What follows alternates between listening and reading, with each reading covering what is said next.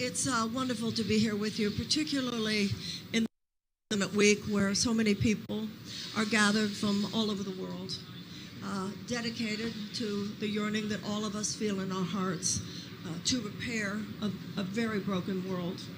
And I think that this is a sobering moment, not only in terms of the condition of the earth, but certainly in terms of war and peace.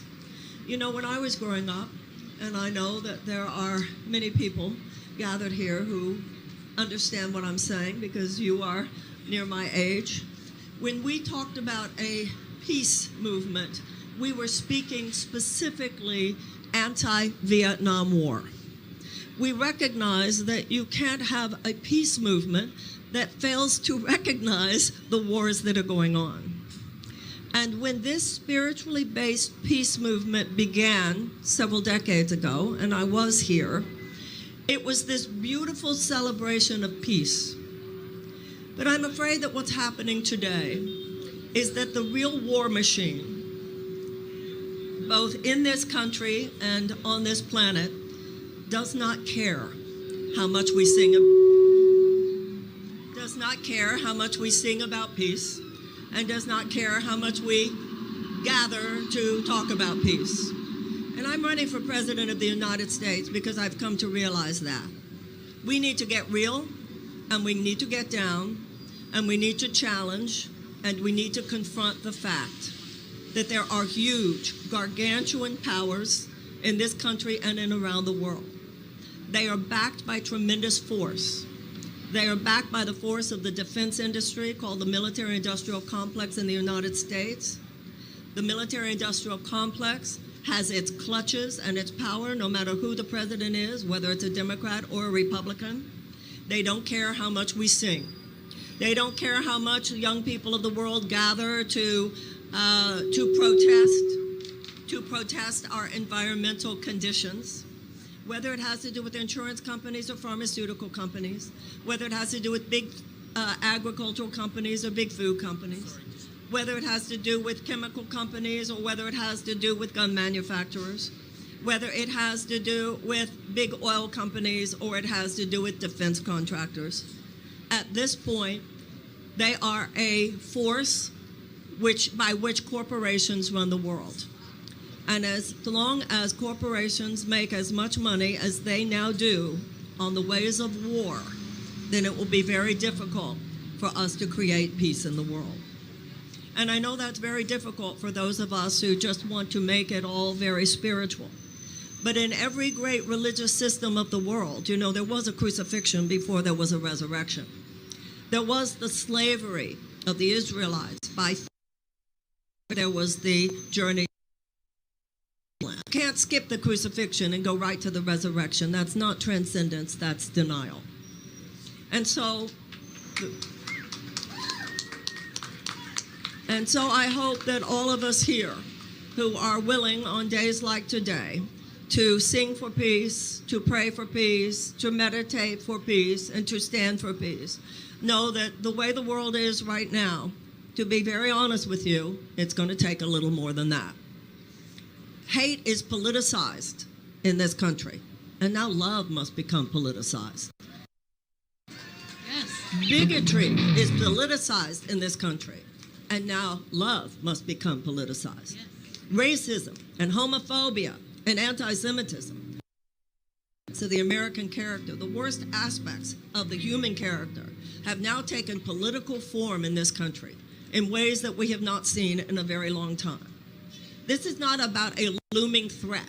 This is about a present reality. This is about black people getting shot at dollar stores. This is about Jewish people getting shot at synagogues. This is about transgender Americans being under threat. And these are wars. This is violence. But we know, as Martin Luther King said, there is negative peace and there is positive peace. Negative peace, he said, is where there's no outright conflict. There's only underlying tension and anxiety. And there is so much underlying tension and anxiety in this country and in this world today. He said peace is a positive. Peace can only be predicated on justice and brotherhood. We must answer murder. We must answer a war machine. We must answer violence. We have to do more than sing, everybody. We have to do more than meditate. We need to do more than talk about it. We've been talking about it for all these years, and I acknowledge the fact that so many of us have been talking about it. I acknowledge the fact that so many of us have been meditating about it. I acknowledge the fact that so many of us have been praying for it. And in my belief system right now, we need to do the next step. It's going to take some courage, and it's going to take some bravery, and it's going to be taking enough of us knowing, okay, this is real now. No more men acting like little boys. No more women acting like little girls. No more pretending that this isn't something as serious as what our ancestors stood for. And I don't want to hear one more of my colleagues or my friends who tell me the whole thing is traumatizing. People say to me, oh, Marianne, if you actually look at what's happening with the war machine, it's traumatizing. Do you think that the people who walked across the bridge at Selma were not traumatized? They didn't know if they were going to bring out the dogs. They didn't know if they were going to bring out the hoses. They didn't know if they were going to bring out the bullets. Ladies and gentlemen and everyone else, this is my message that I believe we all have to share with each other now. When this country was founded, 56 men signed the document, the Declaration of Independence. It created a tremendous possibility for human self-actualization. But 41 of those men were slave owners. And that dichotomy is America's story. We have always been both and. We have always been those whose hearts were ablaze, as our hearts are ablaze here today, with the possibilities of what this country could mean, a free society in which everyone can flourish, in which everyone has a shot at it. But we have also been from the very beginning filled with forces who, for their own ideological and or financial purposes, had no intention whatsoever of allowing those forces to be actualized. And they have proven from the beginning, with the forces of slavery and unto every generation, whether it was the oppression of black people or the oppression of women, whether it was the oppression of labor or the oppression now of other species on the earth itself. They have proven that you really want peace on earth. Oh, really? You want peace on earth? If that undercuts their profit bottom line, they have no intention of seeing peace on earth. And that is why we were at war in Vietnam, and that is why we were at war in Iraq, and that is why we stayed so much too long in Afghanistan. And so at this point, we have to do more than proclaim peace. We have to be willing to, in a very mature way, confront the forces of war. Forces of war. Those forces which, as I said, represent tremendous financial interests in this country. Forces which, I don't care if it's been a Democratic president or a Republican president, they line up. You ask my opinion, well then, we need a new president. We need to cut the U.S. defense budget by at least 10%. I think we could cut it by 20%. We need to remember what we all know to be true. These people have been telling us for decades that we need to spend so much money on defense because that's our national security. Excuse me, we have so been played. Nobody here thinks the Iraq War made us more secure. Nobody thinks those last 20 years in Afghanistan made us more secure. And nobody who is thinking about it thinks that those 750 military installations that the United States has in 80 countries around the world are making us more secure. All of those things have squandered our moral authority. They have squandered our military respect. And there are too many people in the world who, when the United States talks about itself as a conduit of peace and democracy, simply roll their eyes. So for those of us who are proclaiming peace, I ask that you join with me and join with all the other millions of people in this country who realize that it is time now for the people to intervene. That system doesn't care that we sing. They don't care that we meditate, and at this point, they don't care that we march. And it is time that we show them actually we care. Yeah. And we are the people. This country was to be as Abraham Lincoln said, a government of the people, by the people, and for the people. not a government of the corporations, by the corporations, and for the corporations, which it has now become. And when it comes to war and peace, those corporations are called Raytheon, and our Secretary of Defense is a former board member at Raytheon. We're not supposed to notice. They think we're so distracted we're not looking, because too many cases we aren't. And it's corporations like Northrop Grumman, and it's corporations like Boeing. In the Iraq War, millions died around the world, and thousands of our own soldiers died. And we squandered trillions of dollars. But this will not stop unless we stop it.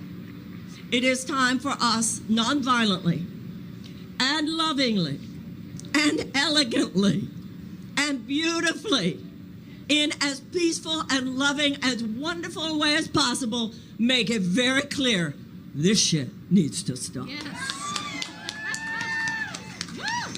And so I ask you to join with me. And of course they'll say, we're a long shot. Of course they say that.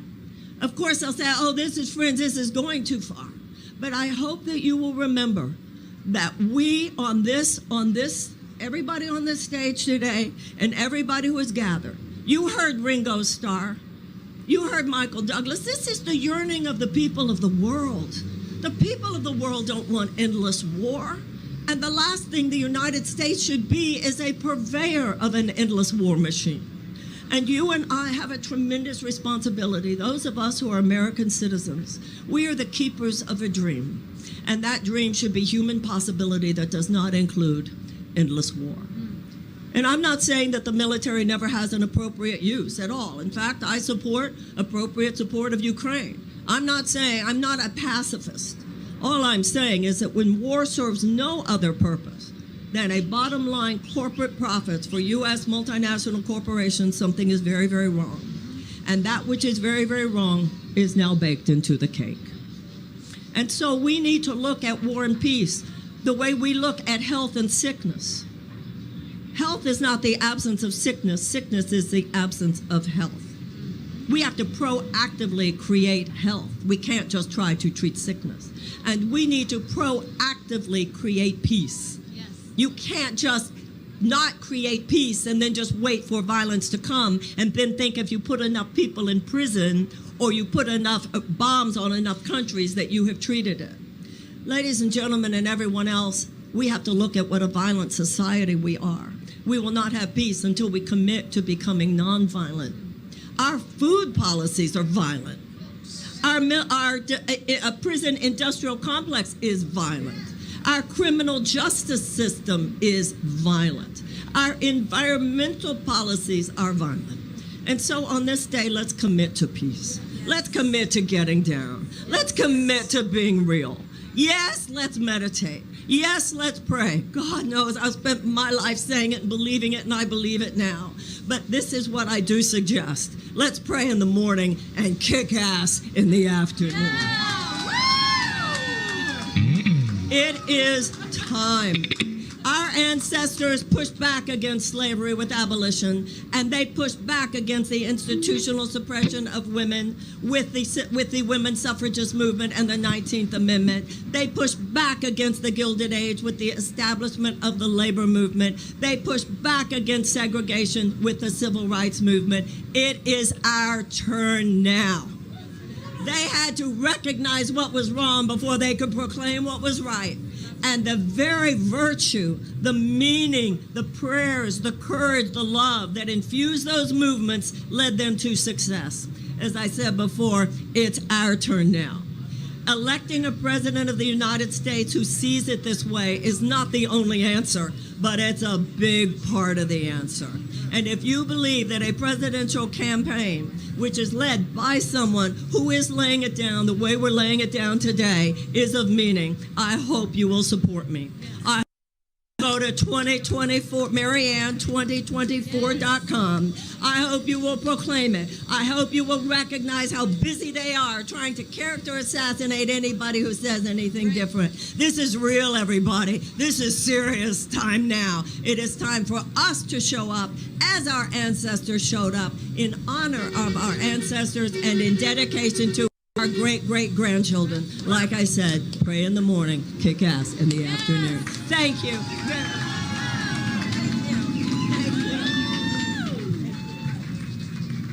Thank you so much to Marianne Williamson. Give it